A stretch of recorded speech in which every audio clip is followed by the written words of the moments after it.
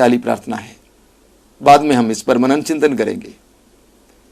प्रभु ने शिष्यों से कहा, इस प्रकार प्रार्थना करो, हे हमारे पिता जो स्वर्ग में है। वास्तव में जिस शब्द का इस्तेमाल हुआ है वो पिता नहीं है। पिता शब्द हल्का हो जाता है, सार्वभौमिक हो जाता है, बल्कि प्रभु ने जिस शब्द का इस्तेमाल किया वो है हे हमारे अब्बा, अर्थात डैडी, पापा, बाबू, बाबा। प्रभु ने हमें सिखाया है कि जब तुम प्रार्थना करते हो ईश्वर के साथ इसी तरह गहरा संबंध जोड़ो, गहरा संबंध जोड़ो। देखा जाए तो प्रभु यीशु का संपूर्ण जीवन और जीवन का उद्देश्य ईश्वर पिता को हमारे ऊपर प्रकट करना था। उन्होंने वचन के द्वारा, कार्यों के द्वारा यह प्रकट किया कि ईश्वर पिता हमें प्रेम करता है। प्रभु यीशु के संपूर्ण जीवन के द्वारा उन्होंने ये प्रकट किया कि ईश्वर हमारे पिता हैं। और पिता कैसे हैं? यूहन्ना के सुसमाचार के अध्याय 17 वाक्य 6 में हम पढ़ते हैं, प्रभु यीशु अपने पिता से प्रार्थना करते हुए कहते हैं कि हे पिता, मैंने तेरा नाम उन पर प्रकट किया है। और वास्तव में प्रभु ने यही किया। उनके संसार में आने का उद्देश्य यह था कि पिता को हम पर प्रकट करना, पिता का प्रेम हम पर प्रकट करना। उस कलवारी पहाड़ पर भी उन्होंने जो किया वो पिता के प्रेम को हमारे ऊपर प्रकट करना था। इसलिए प्रभु यीशु ने कहा यूहन्ना के सुसमाचार के अध्याय 14 उसके वाक्य 9 में, जब फिलिप ने कहा प्रभु हमें पिता के दर्शन कराइए, हमारे लिए इतना ही काफी है, तो प्रभु ने कहा वाक्य 9 में, जिसने मुझको देखा है उसने पिता को देखा है। जिसने मुझको देखा है उसने पिता को देखा है। ईश्वर पिता यीशु के द्वारा हम पर प्रकट हो जाता है। ईश्वर पिता यीशु के द्वारा हमारे सामने आ जाता है। जिसने मुझको देखा है उसने पिता को देखा है। और हमने यीशु में क्या देखा है? करुणा, दया, क्षमा, प्रेम, सेवा। और यही ईश्वर है और यही पिता है। तो प्रभु यीशु ने अपने जीवन और कार्यों के द्वारा हम पर यह प्रकट किया कि ईश्वर कैसा है और कैसा पिता है। संत पौलुस अपने पत्र में, कोलोसियों के पत्र के अध्याय 2 उसके वाक्य 9 में कहते हैं कि ईश्वर का तत्व अवतरित होकर यीशु में निवास करता है। ईश्वर का तत्व अवतरित होकर यीशु में निवास करता है, यानी ईश्वर का तत्व यीशु के अवतरित रूप में प्रकट हो जाता है। कोलोसियों के पत्र के अध्याय 1 वाक्य 15 में संत पौलुस कहते हैं, प्रभु यीशु अदृश्य ईश्वर का दृश्यमान रूप है। प्रभु यीशु अदृश्य ईश्वर का दृश्यमान रूप है। हम नंगी आंखों से ईश्वर को नहीं देख सकते हैं, लेकिन हम यीशु के द्वारा ईश्वर को देख सकते हैं। यीशु के द्वारा ईश्वर को अनुभव कर सकते हैं। एक महान संत है जिनका नाम है संत अगस्तिन। उन्होंने कहा है, पहले मैं अंग्रेजी में कहूंगा, man can be seen but is not to be followed. अर्थात हम मनुष्य को देख सकते हैं लेकिन मनुष्य हमारे अनुकरणीय नहीं है। God cannot be seen but is to be followed. हम ईश्वर को नहीं देख सकते हैं लेकिन ईश्वर ही हमारे लिए अनुकरणीय है। Therefore, God became man so that we see and follow him. इसलिए ईश्वर मनुष्य बना ताकि हम उसे देख सकते हैं और उनका अनुसरण और अनुकरण कर सकते हैं। तो प्रभु यीशु के द्वारा ईश्वर का वह स्वरूप और स्वभाव हमारे ऊपर प्रकट हुआ है। प्रभु यीशु ने हमें बताया है ईश्वर पिता है। इसी बात को संत पौलुस इब्रानियों के पत्र के अध्याय 1 की शुरुआत में हमें बताते हैं। संत पौलुस कहते हैं, प्राचीन काल में ईश्वर बारंबार विविध रूपों में हमारे पुरखों से नबियों द्वारा बोला था, पर अब अंत में वह अपने पुत्र के द्वारा हमसे बोला है। कितनी सुंदर बात है। संत पौलुस कहते हैं, ईश्वर अब अंत में हमसे अपने पुत्र के द्वारा बोला है। और उस पुत्र के द्वारा क्या बोला है? समूचा सुसमाचार, प्रभु यीशु की सारी शिक्षाएं ईश्वर की वाणी है। पिता पुत्र के द्वारा हमसे बोला है। एक एक दृष्टांत के द्वारा पिता हमसे बोला है। बहुत सुंदर सुंदर दृष्टांत। उड़ाव पुत्र के उस दृष्टांत के द्वारा, जहां पर पिता उस पुत्र के इंतजार में रहता है जब पुत्र वापस आता है, पिता दौड़कर उसे गले से लगाता है, पिता हमसे बोला है। खोई हुई भेड़ के दृष्टांत के द्वारा ईश्वर हमसे बोला है कि ईश्वर एक खोई हुई भेड़ के लिए और उसकी खोज में निकल पड़ा है।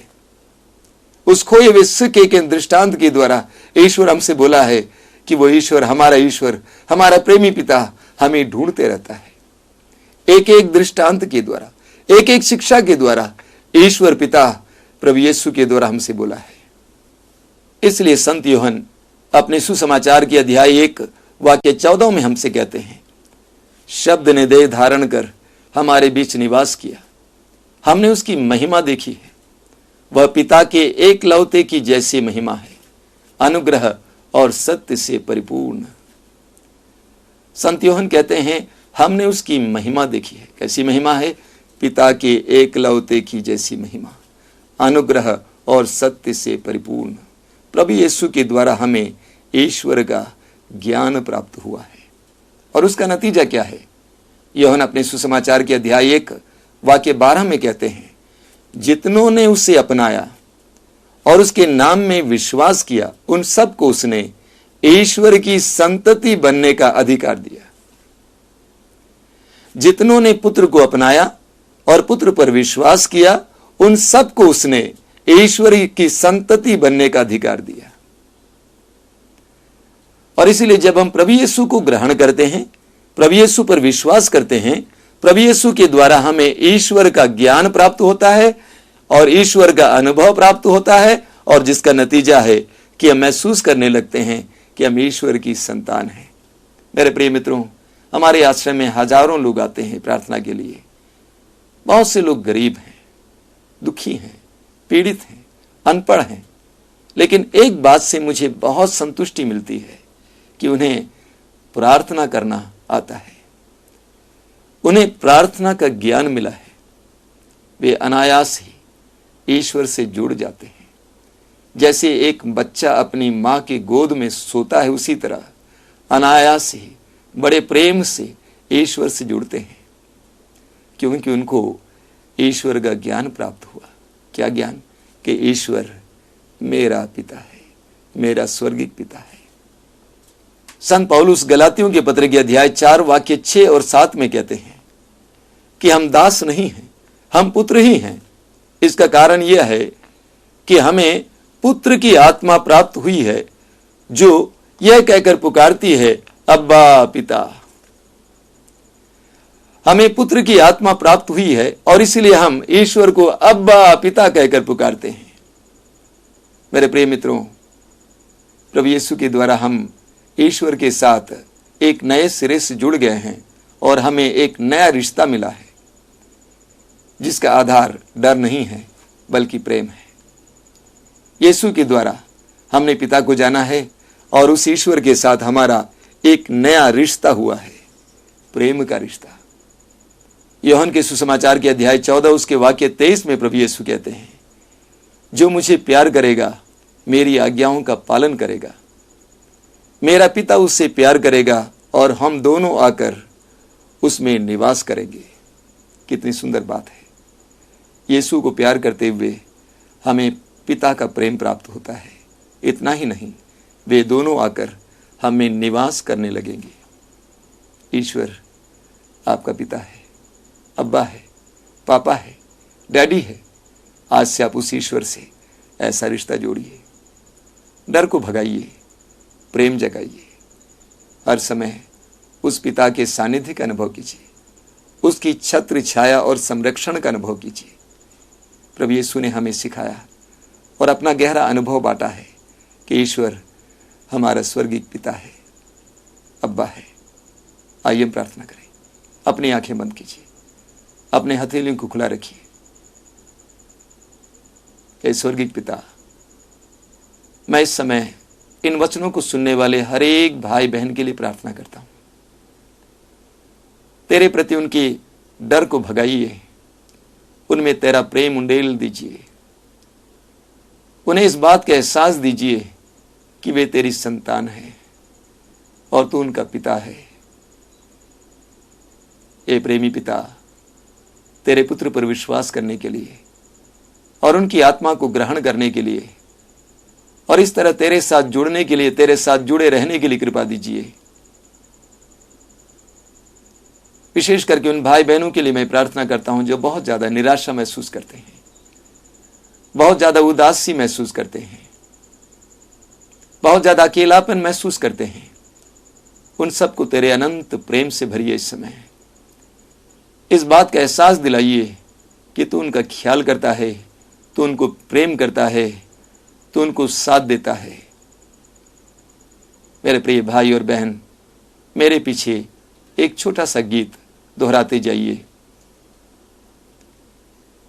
अब्बा पिता, मेरे पिता, अब्बा पिता, मेरे पिता, प्रेमी पिता, प्रेमी पिता, अब्बा पिता, हमारे पिता, अब्बा पिता, हमारे पिता, प्रेमी पिता, प्रेमी पिता, अब्बा पिता, सबके पिता, अब्बा पिता, सबके पिता, प्रेमी पिता, प्रेमी पिता, मेरे पिता, मेरे पिता,